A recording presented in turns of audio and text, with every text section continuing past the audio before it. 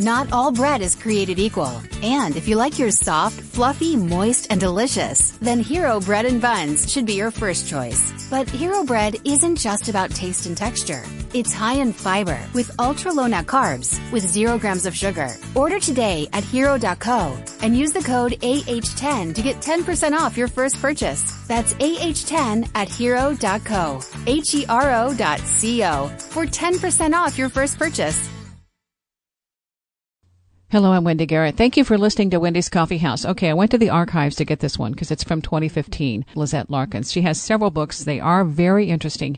This is when she was still doing interviews. There is one channel right now on YouTube where she has one video, and that's it.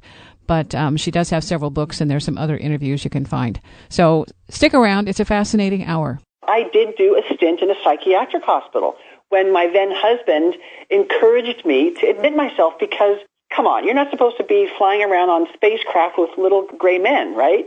My guest, Lisette Larkins, Above and Beyond, the incredible true story of extraterrestrial contact. Now, there are other books. She's written several. Lisette, what I want to get into is, when did this start? How old were you? About 7, so second grade. And it produced in me a sense of awe. I was not terrified. I was in awe, but I didn't tell anyone. I didn't grow up in that kind of environment where we sat around talking about, hey, I wonder if there's other life out there. It just did not feel safe. But what's really interesting is that decades later, my older sister, after my books were published, told me that as a child she saw crafts over the house, and she kept that a secret. She also didn't say anything. So there's all these secrets being kept because of the cultural paradigm in which we live, right? I mean, and it's not something that's made up. I did do a stint in a psychiatric hospital when my then husband encouraged me to admit myself because, come on, you're not supposed to be flying around on spacecraft with little gray men, right? He was an opportunist. I thought, oh boy, this was brilliant. Just manipulation. Brilliant. And that's what it is. Yes. And to give him some credit, he was frightened. And fear, let's face it, fear is what drives all, of the evil acts on earth, right? Even ISIS or beheadings or whatever, it's all about internal fear. And we had a small child at the time when my contact started up in earnest. I was married with a small child, and it started up again. And people often ask me, why then? What was the timing? The reason why they started then is because I was on my knees in emotional pain. I was praying to the God of my understanding, saying, what the heck? How do you fix this marriage? How do you do this? It was painful. My life was painful. I didn't have little angels with wings, flitting into my bedroom.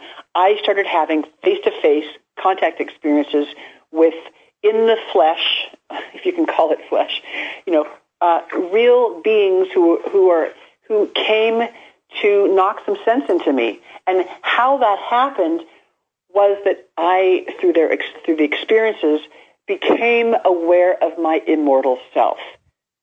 And you know what? It solves all the problems. Because when we know who we really are, we get in touch with what we came here to do, which always has to do with, are you ready? It's about learning how to overcome obstacles with dignity and grace, period. And that's, we don't like to really become aware of it, but what's happening here on Earth in this incredibly challenging life school, this unbelievable marine boot camp of Earth, is that we are being strengthened as souls. And the way that we do that, and we've agreed to this with our wise counsel, the way that we do that is to experience all different kinds of pain.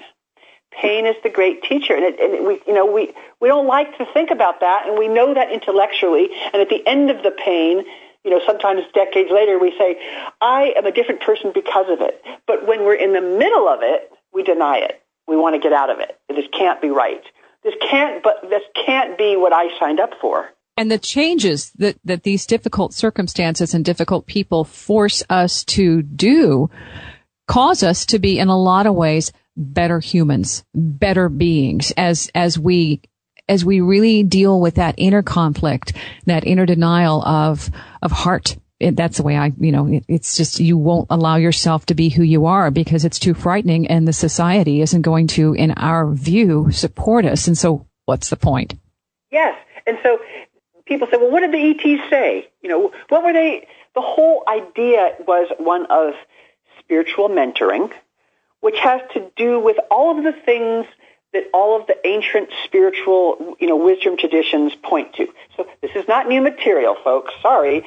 It's the same thing, but it's the part that's hardest for us to master because we're attempting to merge our soul mind with our human brain. And it's hard to sometimes run a body. It's hard to control a body with its chemical issues and its hormonal issues. And so here we are trying to live productive lives in the midst of upset and turmoil and problems. So, the whole message has been whatever current difficult situations in life we have right now, they're agreed to in advance by mutual agreement, with our own soul group and with our own spiritual advisors. And knowing this alone can often help the sense of loss diminish. And so why ETs? Why not, a wise elder? Well, I saw that too. Because as soon as I saw the extraterrestrials, I became exposed to a different electromagnetic frequency. And by the way, the first, many years of contact was so painful. And I'm not talking about the probings. I'm talking about the electromagnetic presence in which they are imbued. We're not compatible in that sense.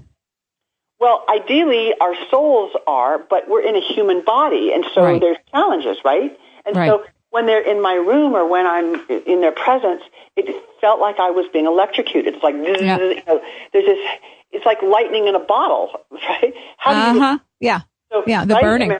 Right. So all the phenomena goes along with that. The bright lights and the wishing and the sound of a locomotive and every kind of sense is on overload. But the amazing thing happened when that happened is that the veil of the universe lifted. So not only was I able to perceive aliens, so-called aliens, I was able to perceive the life that we are all involved in the interlife, in the life between lives, the life that people who have had near-death experiences have long alluded to. And that was the power. Because to know what's going on behind the scenes, oh my gosh, it was a game changer. Now, I didn't have that, cognition overnight because I was a person who wasn't sure if there was such a thing as, did we really come back again? I was mired in my victim role. I was, a very upset woman in a bad marriage with a child who had challenges, learning challenges. And I had every kind of issue there was. And so as I started to be exposed to the aliens and interspersed with that, these amazing trips to the interlife, I'm thinking, I'm going out of my mind. How am I? Because I knew what near-death experiences were. There's enough in the literature to know what those are. You go down the tunnel, look at your body, and then you discuss your life, and maybe you come back. I hadn't died. I had no physical ailments. Yeah, it's like, wait a minute. Yeah, you had to make your own blueprint, basically. Yes. And so what I had to unravel it all. And keep in mind that I unraveled it in the context of a woman who had no appropriate self-image. So I didn't have any confidence in myself. If I did, I probably wouldn't have needed the experiences, right? See, that's part of what I think this is about. They're not coming to people who consciously seek the external thing of, see, look how well I've done with myself. I am perfect. And so now the ETs are coming to me because they say I'm an example for the rest of humanity. No. They pick somebody else who says, I'm not worthy. Yeah, I was the poster child for, just being a mess. And we'll pick it up there when we come back. Wendy's Coffee House, KCMO Talk Radio. KCMO Talk Radio, Wendy's Coffee House. Dr. Gray that you talked to? Yes. and let's talk about that. What is that shape-shifting? People always say, what do the aliens look like? Well, honey, they can look any way they want, because when you're an evolved being, and by the way, we have that ability too, because we look differently. We have different bodies every time we come into this life, right? ETs, they look however they want to look. They know how to use matter. And we left off at... Yeah, I was the poster child for, just being a mess. When you're reading the book, Lisette's book, when you're into this, because she's talking about the victim thing, Above and Beyond is the book I'm talking about, with the incredible true story of ET contact. How's that? Well, what happens is, by the time you get to that mental hospital, I'm ready to just take you and shake you. Lisette, what are you doing? Why did you fall for that? I can see how debilitating that constant level of put down adds up and creates a victim. And I was just so like, man, and I knew why you were going there. I knew it had to break down all of your resistance to build you up, because the story of you getting out of that situation is pretty darn phenomenal. You want to share that? Yeah. It was about coming to terms with, and this is even while I was in the hospital, being shown these snapshots, videos of other lives, that I had the same karmic pattern. You see what I mean? This is key. When we look at what is problematic with our life right now, so here I am in a nut house, right? I lose custody of my son. My husband throws away the keys, closes my bank accounts. Things were different in the 80s as they are today. I think if you're married today and you're in a nut house, they can't just go close your bank account, take away custody of your kid. It was different then. My friends and family are like, what? That reaction of, oh my gosh, people are also afraid to even talk to me in there. And so I'm being shown these video snippets, because I'm still having these teaching moments, and in which I am understanding that this is a karmic pattern for eons of lifetimes. So maybe I'm being burned at the stake in this as a witch in some life, and maybe I'm this and battered in this other situation. And so it's coming to terms with breaking that karmic repetitive pattern once and for all. And most of us do not do it in one lifetime. Especially, because what's hard for me is easy for you. What's easy for you is, you see what I mean? So we all have a demon that we're overcoming, that we're attempting to break through. So if you had a lifetimes of substance abuse, let's just say, yes, you're going to come back to parents who are addicts to test your resolve. Have you really worked on this? Because in Interlife, we're studying. We're looking at our lives, we're studying, and then we come back into life in a physical body to test what we have learned. So there I am in the nut house, trying to look at the bigger picture. Here I'm in a nut house, I'm trapped, I've lost everything, no friends, everybody hates me, everyone thinks I'm a nut, I have no job, no bank account, nothing. I can't even make a call outside because they take away your purse. Heck, they don't even give you soap without, supervising you in the shower, because when I was there, one of the girls committed suicide by stuffing her bathrobe sleeve down her throat. So I'm looking, okay, what does this have to do with anything else? So I'm digging deep in my soul. And what happens? What happens is that I had yet another of those quote-unquote victimizing experiences where I'm in my room, depressed, lying on the bed, oh, woe is me, how am I going to get out of here? I'm trapped. I have a child custody hearing in 3 weeks that I can't get to. I'm going to lose my kid forever, feeling like a total failure. And while I'm lying there, one of the orderlies comes in and starts to sexually molest me. Oh, my gosh. Most of us don't see that as the grand opportunity.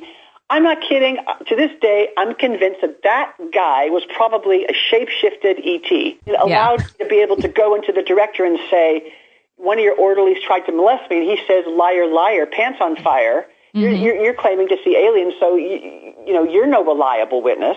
But it allowed me to say, if it's happening to me, I bet you it's happening to others, and I'm going to call the LA Times, and we're going to start an investigative report that's going to knock your socks off, close you down, and you guys are going to end up in one of these places. Yeah, but the ally was you had a witness.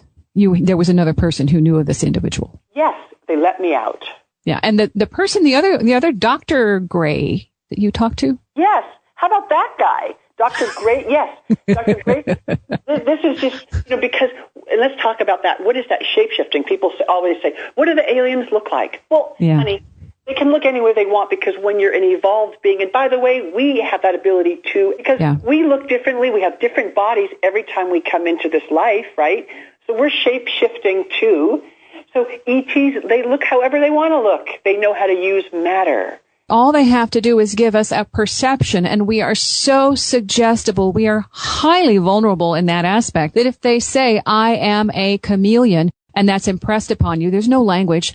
You see the picture of the chameleon and you don't see what's behind it. And that's where we are trying to get up to speed into how this can be possible, because right now, the majority of our brains and our socialization process do not acknowledge this as a viable reality. It's only viewed in shamanistic terms and realms where it's like, yeah, gosh, no brainer. That's 101. But the rest of humanity, the rest of the species is beginning to get indoctrinated by personal experience and seeing what others like you are talking about and writing about and sharing in their stories of, maybe this element might work for me. Not the entire thing, but this element might apply to my situation. And as you connect more dots, your reality gets bigger and bigger and your awareness grows exponentially. Absolutely. Dr. Gray. Yeah. So, he appears, he can look any way he wants by putting a perception on me, and I have a perception of him. It was a moment of encouragement where he's basically said to me, fight for yourself. Get the heck out of here. I didn't see how I could get out of there, so I was just kind of surrendering to being this perfect patient. It's like, and one thing I want to explain is, one of the things I had in the back of my head, maybe I am crazy. Maybe there is something about me that's screwed up. And I was really concerned that if there was something wrong with me, this is LA, I can take a pill. Why can't I take a pill if I'm having, hallucinations? Right? We take pills for everything. I can take a pill. There was a part of me that wondered if maybe I was nuts.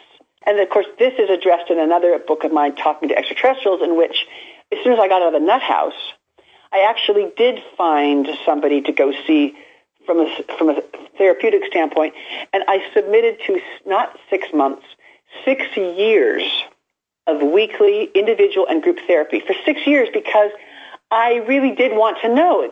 I didn't read any of the ET literature. I just wanted to know what was up with me. And also, mine wasn't the classic stuff. I had these near-death experiences. I was seeing aliens. I was hearing the thoughts of people.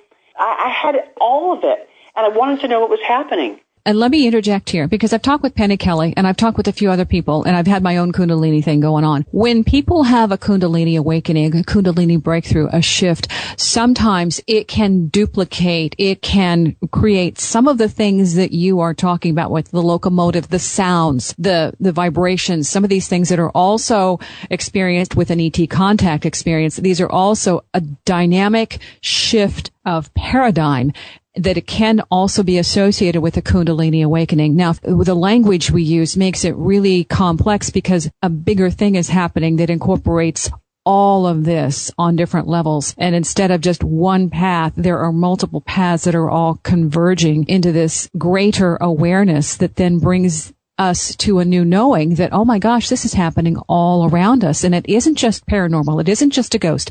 It isn't just a Kundalini. It isn't just an ET. It's the whole darn thing. And we have to figure out, well, what am I able in this tiny human brain body to comprehend and integrate or intellectualize? Because that's where it gets difficult. Yes. A soul's immortal character, we have a personality, an immortal character. It may actually be in opposition to the brain of the human host that we're occupying. There may be a conflict with the emotional temperament of the human host, but that is by design. When you talk about the matrix, the blue pill, the red pill, it doesn't matter. You don't need a pill. You need a mind check. Right. I love Penny Kelly. I went out to see her in her ranch, and we were laughing like school children. We got aliens and elves, and it's like, woo-hoo! Yes. It's like the ultimate Disneyland, right? And that might even be an understatement. My interview with Penny Kelly is in the Audio Boom archives for Wendy's Coffee House. We talked about Kundalini and Men in Robes, and she has several books. These are on consciousness. And we'll continue with Lisette Larkins talking about the ETs and contact. Wendy's Coffee House, KCMO Talk Radio. KCMO Talk Radio, Wendy's Coffee House. Again, this is when Lisette Larkins was still doing interviews in 2015. So I pulled it out because it is in the theme of what we've been talking about with extraterrestrial contact with John Foster and John Foster's daughter, Kendra. Also in the archives, I've got the interview with Terry Lovelace. And there's so much more talk about this all across the board with the UFO issue. Well, the ETs are part of that, and we still don't really know what's going on. And Lisette had a lot of good content above and beyond the incredible true story of extraterrestrial contact. Another scenario that people talk about and don't connect the dots until somebody else brings it up. When I had the Men in Black thing, it was in a dream. They pulled up in the black car, and I hadn't been watching any ET films. I was like, that wasn't registering at that time in my life. I was having my own relationship determination of what next, because I'd already had these tremendous metaphysical experiences for several years and wonderful shamanistic encounters. But this was one of those core issues, those soul issues that I had to reckon with. And in the dream, they came up to me in the middle of a field. I won't go into details. They had the black suits, the white shirts. There were 3 of them. One spoke to me. The other 2 kind of stayed in the, behind and said, we need you to start doing what you agreed to do when you came here. And in the dream, I knew that was a serious reminder that I had to shift course. That is so freaking powerful. And that really speaks to the heart of it. We all do have contracts, not contracts on our life. We have contracts with our wise group that we're going to come here and do something. Mm-hmm. As much as we like to talk about stilling the mind and living in the now and being peaceful, it's a laboratory of chaos, Earth is. We came to do something here. So, right, your wake-up call, that is profound. Well, it was just a reminder. And at that point in the dream, I somehow knew I did not have when I woke up, it wasn't a specific act, but I changed my life. I went from one direction and completely, totally opposite. And in the physical plane, it manifested in my house as I made this choice, a whirlwind around me, a tornado, and it created all sorts of metaphysical anomalies. When you described these guys, it's like, you don't ever, or I didn't. I just, Men in Black, what's that? It's just it's the CIA. It's somebody undercover. No. Get over that. It's even better. Yes, exactly. That it's an official admonishment or a reminder that, okay, let's get real. There's another thing you've agreed to. We appreciate you doing your other work, but this one is really important right now. So get on the program. And that's what happened with you. You described that in your book. Yes, it was get on track. And so for me, at the time, now remember, I've set the stage in that I was a apparent victim. I'm in all these different scenarios of victimization, right? So I'm having trouble in my marriage with an angry person, and I was working at the time, and I was, this is again in the 80s, before sexual harassment, we had really understood as much as we do now. And, I worked for a very powerful, wealthy man, my boss, and he was regularly sexually molesting all the women in the office, including me.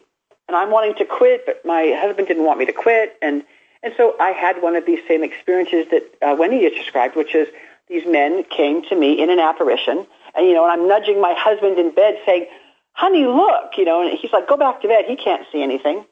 And they're basically saying, hey, get on the program, and I was being asked at that point by this employer to collude with something he was doing in the office that was insurance fraud, illegal. And I was afraid to stand up to him. And so after that experience in which these men came to me, I went down to an attorney with one of my coworkers, and we filed a lawsuit.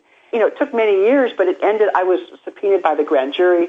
This was a guy who was donating, wings to children's hospitals. He was considered an up-and-up member of the community. And so that started me on my path because, remember, I'm describing the way that I have been in lifetimes, a pattern of feeling rejected, devalued, and betrayed. So I come back into this life. So what do you think I'm going to work on? Do you think my life is going to be working on, learning how to play the piano? No. It's going to be thrust into opportunities where I get to again experience intense feelings of being rejected, devalued, and betrayed. A lot of people prefer to, gloss over with some of the self-help things of you won't go to those people if you're healthy. And it's not that you're not healthy. It's that there is a spiritual agreement, something between the two of you, whether that individual needs it or you need it. It's something that is a pre-contract that you have to fulfill the obligation one way or the other. And it doesn't mean you're a bad person when you have issues like this crop up in your life. It means, okay, homework time is over. Now do the program. Yes. And what's so awesome is that the people like me who have repetitive habits of falling into a life being rejected, devalued, and betraying and losing one's sense of power, who do you think we would be matched with? Of course, in the pre-planning stages in the Interlife, I am matched with employers, partners, parents, friends who have their own work to do. And their work is to not fall back on patterns of being overly aggressive, holding an authoritarian power over others, etc., etc. So naturally, I'm matched with them. They have an opportunity to grow through it. And let's just say, because people get confused about this, they said, but you act as though if they're teaching you how to stand up to it, you're saying that's good in them. The point is that they too have an opportunity to overcome that. And so had they met their own program, they wouldn't have. And then I would have gone on to a plan B victimizer. You see what I'm saying? Mm-hmm. We're all being challenged. We're all being challenged, but we're gonna have the experience. So if my boss turned the corner and apologized and said, I realize I'm abusing you, I'm going to stop it right now, and I thank him, and then I go to another job, it'll be somebody else because I'm here to be tested. I'm testing my resolve. Yeah, there's so much of this. It's much more complex, and yet at the same time, it's really relatively simple. We're here to learn. And all of these little challenges and all of these little hurdles, what's the bottom line that you really come back to full circle learning? You keep your heart. You don't lose it. It stays with you. And if you shut it down, that's the lose. That's the loss. So you have to remember, as you're learning all these lessons, the bigger picture is that each and every one has a challenge. You don't have to go into the death spiral and completely give up your heart to help them succeed. Sometimes you just have to say, this is wrong. I don't accept this. I'm not going to participate like you did with that situation. And the beauty of it, when it came full circle and you came out of that little mental ward, that little stint that you had, and there is on the TV, the broadcast saying, guess who won this? And there's the money, and there you see all of this stuff. The timing is absolutely impeccable. I know, wasn't that crazy to be able, and my attorney was like, oh no, you're not going to trade this award for your custody of your kid when you're probably going to get your kid back anyway. And I said, is there a 1% chance that I'll get in front of a judge and the judge won't buy it? In other words, that the judge will buy my husband's version. And she said, well, of course, I can't guarantee. I said, well, then, let me trade it. I'll trade it. That's an easy trade to make. Well, yeah, yours came with a guarantee. That was all it took. Okay, here, buddy, here's the money, sign off. And he's like, well, okay, you put it that way, no problem. And this is, I'm oversimplifying this. I don't mean to be disrespectful, but that is so beautiful that you said, it's not about the money. I got my son. He has what he wants. Everybody's happy. Life goes forward. I know. And you know what? I love to disrespect it because really, it's like, come on, we're all just in this mishmash of drama, doing the best we can. And really, we all take ourselves so seriously. Well, it's that thing of, the people that are involved in this, they sometimes take themselves more seriously. And so when I throw that little water or salt on the open wound, it's like, I understand. Believe me, this stuff, when you're going through it, it hurts. It just hurts. And you can't see your way out. And you just, what? And so when this intervention comes in and all of a sudden that hurt just dissolves and you have your resolve and you go, well, why didn't I see this before? Because you hadn't integrated the lesson. Right. Because, we understand denial when we see it in an addict whom we love. We understand that mechanism of denial. Just can't see it. But those of us who are not struggling with addictions, well, we really are. We're addicted to the myth of our cultural paradigm, which says the importances are accumulation, material accumulation, et cetera, when really, we're learning how to become the most compassionate givers of ourselves with an open heart. And how do you do that? You got to have the mess kicked out of you so that you really understand what compassion is. Develop empathy. You can't forgive somebody unless you feel that you have legitimately been wronged, abused and used and slayed. When you've been slayed, now that is a powerful position from which to have a sense of compassion and forgiveness. Lisette has several books: Calling on Extraterrestrials, Talking to Extraterrestrials, Listening to Extraterrestrials, Above and Beyond. Just Google, you'll find them. Her website does not work. This interview was in the archives, and there's more. After this break, Wendy's Coffee House, KCMO Talk Radio. KCMO Talk Radio, Wendy's Coffee House. The meat of the experience is about the internal shift that occurs not only for contactees, but for all of the people around the contactee. Lisette Larkins, again, this interview was recorded some time ago, and it really does offer a lot of content. Her books, Calling on Extraterrestrials, Talking to Extraterrestrials, I'm not going to say that again, Above and Beyond, Difficult People, Listening to Extraterrestrials, 11 Steps to Inviting Your Own UFO Encounters. Okay, it's all there. So if you're more interested in that, check out the books, do a Google search, you'll find them. The website no longer works, and there's no action on the Facebook page. But the content is still relevant. So that's why we're talking, and that's why we're listening. Picking up where we left off with Lisette Larkins. Above and Beyond, the incredible true story of extraterrestrial contact. You got through all of these challenges. You came to a level where you could write about it, you could disclose it, you could go out in public, and you could take the show on the road and say, all right, George Norrie, here I am, this is my story, and how'd that go? Oh, well, yeah. People want the details about the aliens and where I was in the universe and what was the name of the planet and what are the name of the ETs and how many fingers did they have.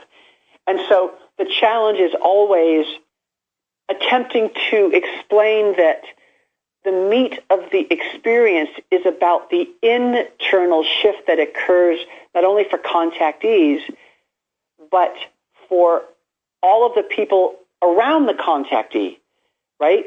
And so it's a constant challenge, if you will, to keep the focus away from the hard facts of where are they from. Well, how can you answer that question? When we're immortal beings, we all have these amazing incarnations on different places. So in this one particular lifetime, I might be from living on planet Earth. The ETs that came to me, for instance, they incarnate at another location, and I have shared incarnations with them in other lifetimes, which is why now when we have these group reunions on Earth, which is the connection, people say, well, what's the connection individually and collectively? Those people who are seeing these otherworldly beings have often had incarnations with them as a soul group. But then we split apart in this incarnation, and we're doing our own work, and there are many difficulties, and we know what all those difficulties are. And then we have people who are wanting to talk about the experiences, but because people are on the first leg of their own journey, they're not yet really able to kind of hold dear the part that is to do with the internal growth, the internal shift, and we're constantly focusing on the externals, which are constantly changing. With the science, we still say you're still in the mechanistic role of, I don't believe it until I've got the bones. I want the body and then I'll believe it. But, you have a body and don't know anything about it. They found this wonderful woolly rhino. Don't know anything about it except the carcass that it has. And they assume they know something because they know the carcass, or we assume. And it's like, you have to stop killing things and looking at the inner workings until you know how they work without killing them. And then maybe you won't need to kill them to learn about them. That's where we are with this mechanistic type of thinking and methodology. It helps to go through and read books like you're writing to say, oh, this happened. When you're talking about that heat, that tremendous heat, when they are in your space and you are not acclimated, it can be very disconcerting discombobulating, disconcerting. It can be frightening for all of those reasons. It's unfamiliar territory. And so that fear response is ingrained in us. But once you start expanding your awareness and breaking down your old paradigm belief systems, then this stuff becomes less harmful in that way. You're no longer that incompatible. The body has elevated, and so that the vibrational frequencies are more compatible. That's the best way for me to use language to describe it. Once you've had these experiences, you know. And it doesn't take anybody else to say it's happening. They can't say it isn't because you've been there. You know. That's powerful. Absolutely. It's a soul's destiny to search for truth, in our experiences in order to gain wisdom. And what better way to do that than having these amazing, jaw-dropping experiences in order to search for truth. Thank you for your time. I really appreciate what you're doing. And there are so many stories beyond this with the woman that you were a caregiver for, and even having the new dog that came in as the caregiver. There's so many connections that this story is ongoing. So, keep writing. Now, the other thing is there a movie? Because you sat next to the guy on the plane, and the physicist who was saying, nah, poo-poo, And then by him doing that, you got to talk about your stuff, and the guy said, by the way, I'm a screenwriter. Hey, how can I contact? Anything come from that? I've optioned my books, and I've had lots and lots of interest. And what happens is, so far, Hollywood ends up needing it to be the scary aliens, and then I say, nah, I don't want to do that. So it hasn't happened yet. I don't need it to happen. If that's, this is a paradigm in which that for right now may be the only way they want to do it. So I'll just, I can wait 3 lifetimes. I'm not in any rush. You're fine. I wanted to bring that up because I know somebody else who's having that same challenge. And as long as you don't write it the way that they want the outcome to be, then they're not greenlighting it just yet. Once you sign your rights, you have no control over it. Yeah. So I just assume, I don't really need to do this. I am going more into this topic because it's a time when people are experiencing this in mass numbers. They don't know where to go with it. They don't know what to say, and they don't have friends who say, aha, been there, done that, for the very reason of it's our challenge to find those people like Lisette. If one of your listeners is in the midst of trauma and they're trying to deal with how to talk to their family or loved ones about it, go to the appendix of Talking to Extraterrestrials. It's one of my books. And I have a clinician who writes about it from a therapeutic standpoint, because this is the guy who evaluated me for a period of 6 years. And he writes about it from a perspective of a clinician and, what that means. And it's extraordinarily helpful to just hand that to somebody. Say, just read this. It's I don't know how many, 10 pages. And it talks about what that means and why people experience trauma in the context of this culture. Is in my case, I was out of control when it started happening. I was upset and depressed, and so it looks as though there's something wrong with me when it is a reaction to extraordinary events. And that's what he talks about from the perspective of a well-respected clinician. So it's powerful if somebody needs that kind of help with a family. And the other thing to address, the electromagnetic, if somebody is an experiencer, how that correlates? Yes, that is best described in Above and Beyond, what that is and why that is, and how even the planet is partnering with it's this whole electromagnetic change. And really that's what's happening with us as beings. As we grow in wisdom, our electromagnetic frequency changes. And so naturally, if we're being mentored by beings, they're going to have a more powerful essence of electromagnetic surge than we have, because it's embodied by wisdom. It's measured by wisdom, amount of wisdom and knowledge, spiritual knowledge, not cultural facts. When we're exposed to those changes, that's the part of growth. So yes, there are challenges with the body and also with the mind going through that. It's about time we shifted our perspective on this. Okay, stop bringing out the fear-mongering and the conspiracy theorists, and stop trying to put the big red flag on it and say boo-boo, bad, fright, and go with upgrade. You can't be afraid of your shadow forever, all right? When you recognize it's just you in another form, then you start saying, well, isn't that interesting? Well, what am I doing? And why would I be there? And how can I see from both dimensions? And the world gets omnidimensional instead of one monotonous, boring overload of gloom. Okay? So, Lisette, thank you. Thanks, Wendy. Thank you it's been my honor.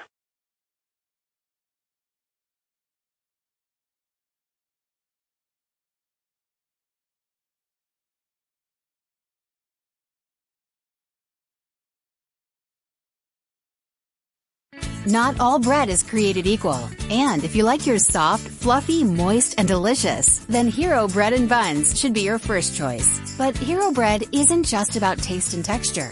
It's high in fiber with ultra-low net carbs with 0 grams of sugar. Order today at hero.co and use the code AH10 to get 10% off your first purchase. That's AH10 at hero.co, HERO.co for 10% off your first purchase.